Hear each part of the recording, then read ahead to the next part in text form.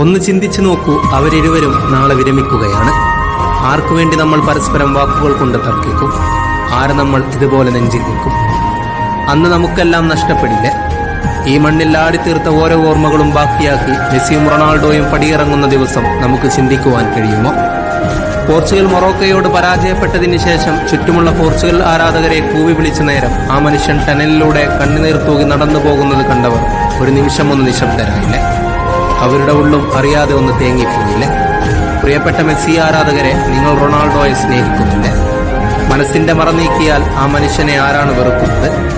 പ്രിയപ്പെട്ട റൊണാൾഡോ ആരാധകരെ, പോർച്ചുഗൽ പുറത്തുപോയ നേരം ഇനി ഈ കപ്പ് മെസ്സിക്ക് കിട്ടട്ടെ എന്ന് ആഗ്രഹിച്ചവരാണ് നമ്മൾ ഭൂരിഭാഗം പേരും. മെസ്സി അത് അർഹിക്കുന്നുണ്ട്.